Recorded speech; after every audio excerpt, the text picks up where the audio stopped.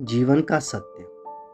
यह कहानी एक किसान के लड़के की है जिसका खेत में काम करने के लिए मन नहीं करता था। वह खेत पर काम करने को सबसे छोटा काम समझता था, क्योंकि उसने अक्सर देखा था गांव के बड़े लोग, जमींदार, ठेकेदार अक्सर किसान को एक नीची नज़र से देखते थे और उनका मान सम्मान नहीं करते थे। और वह लड़का सोचता था कि मैं अपनी ज़िंदगी में कुछ अलग करूँगा, बड़ा करूँगा, पर खेत पर काम नहीं करूँगा। और ऐसा ही कुछ हमारी आजकल की ज़िंदगी में देखने को मिलता है। घर में, ऑफिस में या किसी व्यापार में हमें वो इज्जत और रिस्पेक्ट नहीं मिलती। तो चलिए बढ़ते हैं कहानी की ओर। जीवन का सत्य। एक छोटे से गांव में एक किसान अपने परिवार के साथ रहता था। उसका एक लड़का था जो बड़ा हो चुका था, जो खेत पर काम नहीं करता था। किसान की घर की हालत काफ़ी ख़राब थी, क्योंकि उसके खेत पर अच्छी फसल नहीं होती थी, जिसकी वजह से वह हमेशा तंगी में रहता था। किसान का लड़का अपने पिता के साथ खेत पर तो जाता था, लेकिन उसे हमेशा लगता था कि वह कुछ बड़ा हासिल नहीं कर पा रहा है, और इस विचार से वह निराश रहता था। एक बार उस लड़के ने गांव वालों के मुंह से सुना था कि दूसरी पहाड़ी पर एक साधु आया है जो अपनी योग्यता और आत्माधिक ज्ञान के लिए प्रसिद्ध था।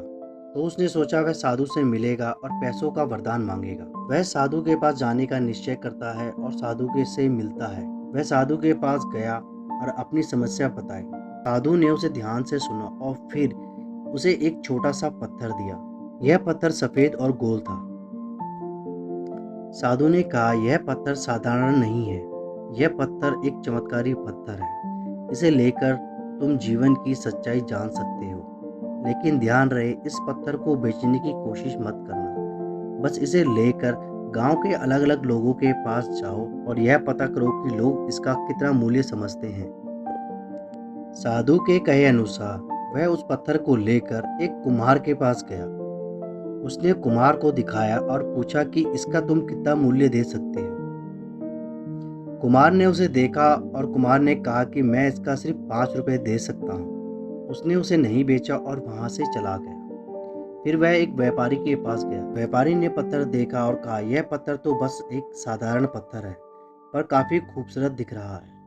अगर तुम इसे बेचना चाहते हो तो मैं इसका 50 रुपए दे सकता हूँ। और व्यापारी की बात सुनकर वह वहां से चला गया। फिर वह एक जोहरी के पास गया। जोहरी ने पत्थर को देखा और उसकी आंखें चमक उठी। उसने कहा, यह पत्थर तो बहुत ही कीमती है, मैं इसके लिए तुम्हें 50,000 रुपये दे सकता हूँ।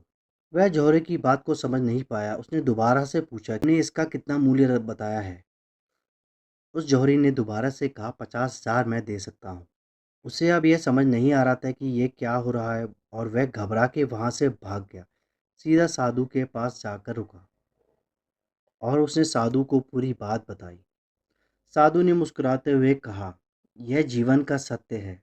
तुम्हारा मूल इस बात पर निर्भर करता है कि कौन तुम्हें समझ रहा है और कौन तुम्हें पहचानता है। यदि तुम खुद को कम आंकते हो तो दुनिया भी तुम्हें कम आंकेगी। लेकिन यदि तुम अपने आप को जानोगे और समझोगे तो दुनिया भी तुम्हारा मूल्य समझेगी। अब वह लड़का जीवन का सत्य समझ गया था। वह जान गया था कि उसकी वास्तविक शक्ति और मूल्य उसके अपने अंदर छिपा है, जिसे उसने खुद पहचानना होगा। अब वह अपने घर गया और अपने पिता के साथ खेत पर पूरे मन लगाकर काम करने लगा, और उसकी लगन मेहनत काम आई और फसल अच्छी हुई, जिस वजह से उसके पिता को अच्छा मूल्य मिला। समझ गया था कि जीवन में कभी भी खुद को कम नहीं आंकें और अपने आत्मविश्वास और अपनी योग्यता के साथ आगे बढ़े।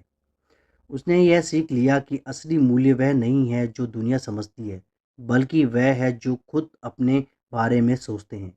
जब उसने अपने जीवन में इस सच्चाई को अपनाया तो उसके जीवन में सकारात्मक परिवर्तन होने लगे। उसने नई ऊंचाइयों को छुआ और उसके जीवन सफलतापूर्ण आगे बढ़ता गया।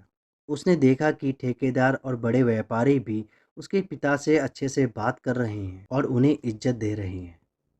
और ऐसा ही कुछ हमारी ज़िंदगी में भी होता है, घर में, ऑफिस में। तो इस कहानी से यह सीख मिलती है कि जीवन में हमेशा अपने आत्म मूल्य को समझना और उसके सम्मान करना चाहिए। जब हम खुद को महत्व देंगे तभी दुनिया भी हमें महत्व देगी।